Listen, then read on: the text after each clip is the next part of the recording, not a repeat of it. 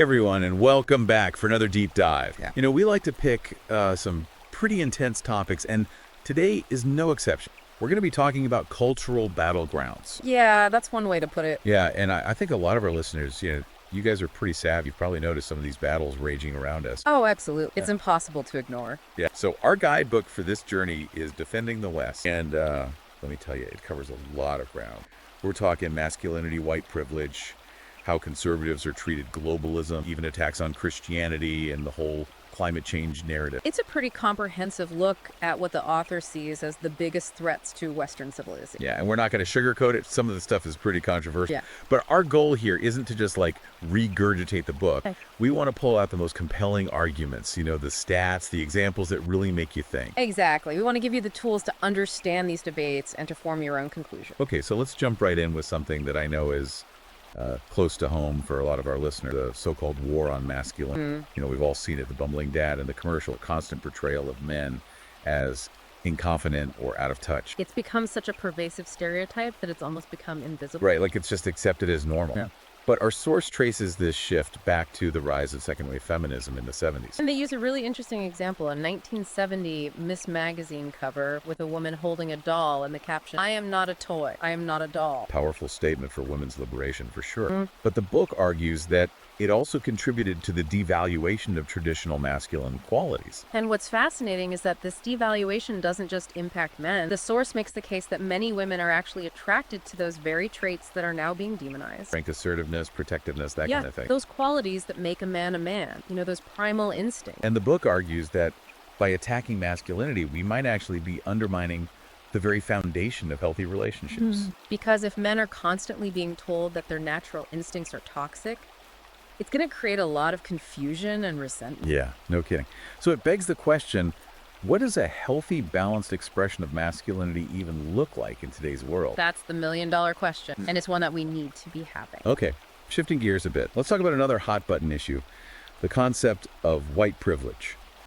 Now, what I found interesting about our source is they take a very critical, almost detective-like approach to this. To really encourage the reader to question the assumptions that are often presented as fact. Yeah, like for example, they cite statistics showing that Black and Hispanic students are actually more likely to receive financial aid than white students. That's according to the National Center for Education Statistics. Right, and they also point out that white people are underrepresented among the top 5% of earners in the U.S. So they're basically saying, hold on a second, let's look at the actual data before we just accept this narrative of white privilege. And I think that's a valid point. We need to Yeah. be critical thinkers and not just blindly accept what we're told. Absolutely. And what's even more interesting is how the source goes beyond just debunking the stats. They argue that focusing solely on race can actually obscure other forms of privilege that might be even more significant. Like class, for example. Exactly. They say a wealthy person of color might have more advantages than a poor white person. Right, so it's a much more nuanced perspective than just black and white. Unintended.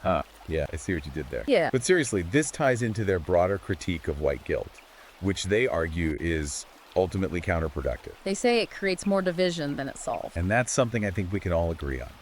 We need to move beyond blame and guilt and focus on solutions that actually address the root causes of inequality. Absolutely. We need to focus on lifting everyone up, not tearing anyone down.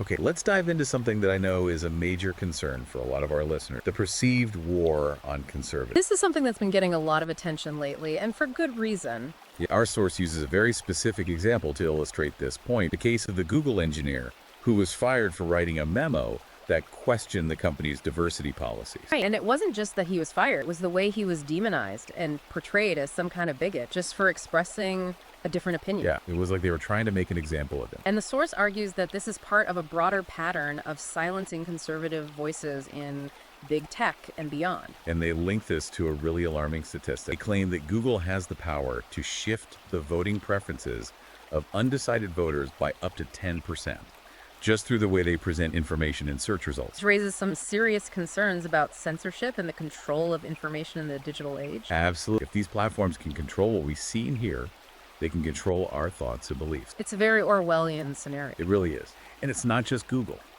They go on to talk about the media's role in this, arguing that there's a clear bias against conservative viewpoints, They claim that the mainstream media is basically a propaganda arm of the left. and that fact-checking organizations are often weaponized to discredit conservative viewpoints. Right, it's like they're trying to control the narrative and silence any dissenting voices. And this is something that we need to be very aware of, because the information we're consuming is shaping our worldview whether we realize it or not. Absolutely. We need to be critical thinkers and not just accept everything we're told. Okay, let's shift our focus now to the global stage and the ongoing debate between globalism and nationalism. This is another one of those issues that tends to get people really fired up. Yeah, and our source dives right into it by using some concrete examples like the EU's refugee quotas and the secrecy surrounding the Trans-Pacific Partnership. They highlight those concerns about open borders and the potential erosion of national sovereignty. Yeah, they even bring up how several of the 9/11 terrorists entered the U.S. on valid visas. They're basically saying that unchecked immigration can pose a serious security risk. And it's not just about security. They also talk about the economic and cultural impacts of immigration. Arguing that mass immigration can lead to lower wages for native workers and a dilution of national identity.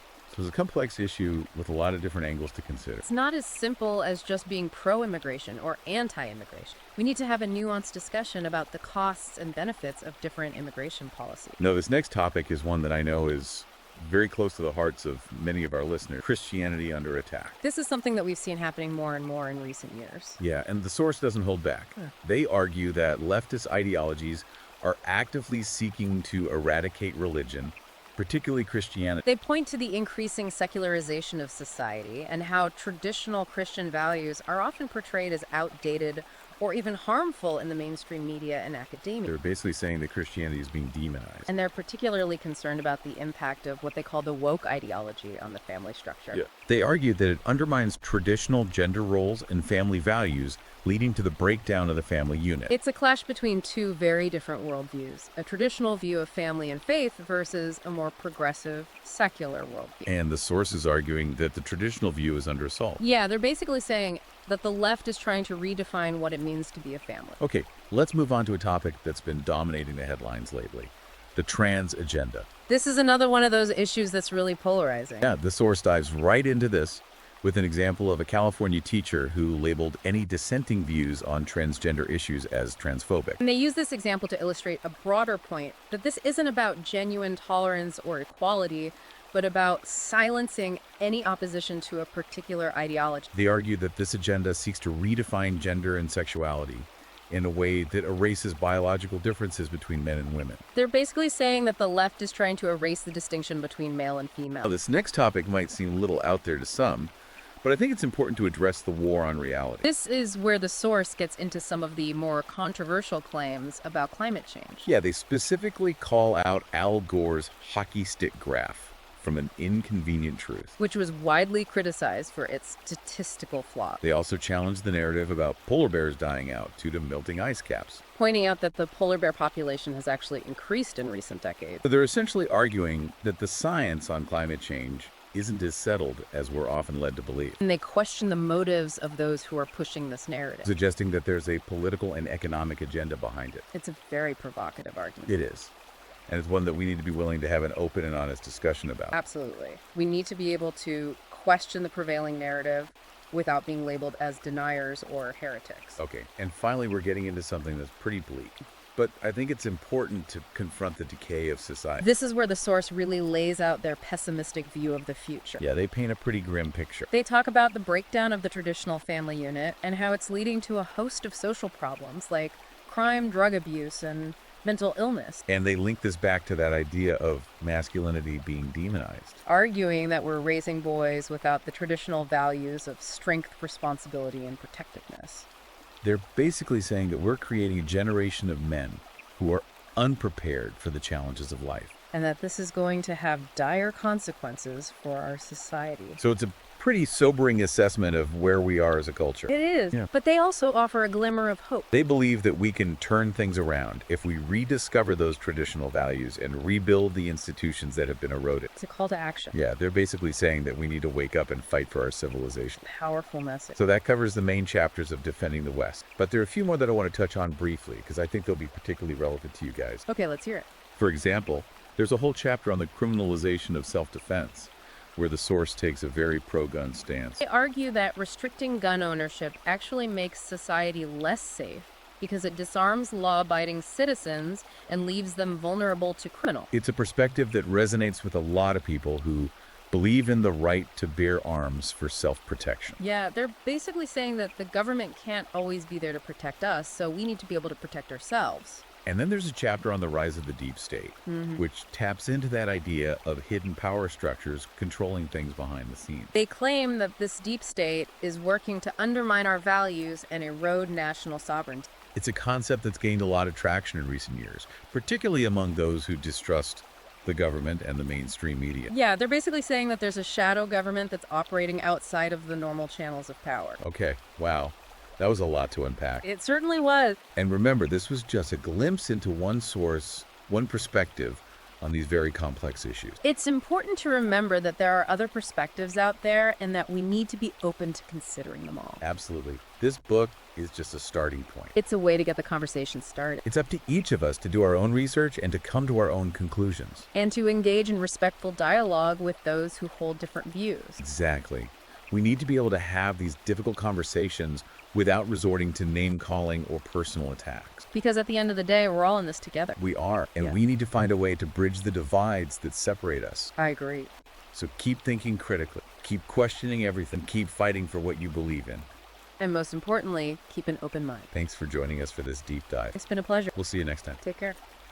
It's a lot to think about for sure.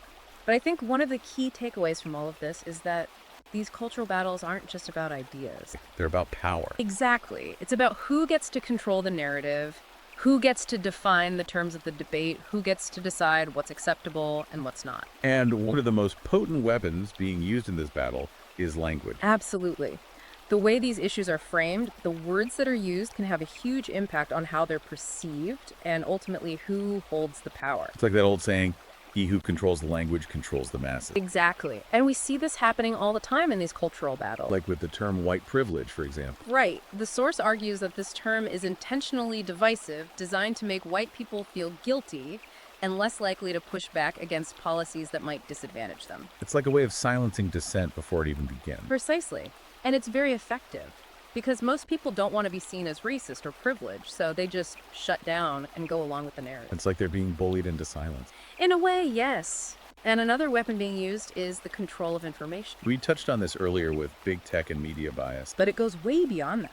It's about who gets to decide what information is shared, how it's presented, and who gets to control the narrative. It's like we're living in an information bubble, where we're only exposed to the information that the powers that be want us to see. And that's incredibly dangerous, because if we're not exposed to different viewpoints, if we're not allowed to question the narrative, then we're essentially living in an echo chamber. And that's not good for anyone. No, it's not. So what can we do about it? How can we break out of these information bubbles and start thinking for ourselves? Well, the first step is awareness. We need to be aware of the fact that we're being manipulated and that the information we're being fed isn't always objective or neutral. Right. We need to start questioning everything. Exactly. Don't just accept what you're told. Do your own research, read alternative news sources, and talk to people who hold different views. Get out of your comfort zone. Yeah, exactly. And be willing to change your mind if you're presented with new information. I think that's really important. Be open to new ideas and be willing to admit when you're wrong. Absolutely, because none of us have all the answers. And the only way we're going to get closer to the truth is by having open and honest conversations with each other. I agree. So let's keep talking, let's keep questioning, and let's keep searching for the truth. I'm in. Now let's bring this back to the source material and the idea of defending the West.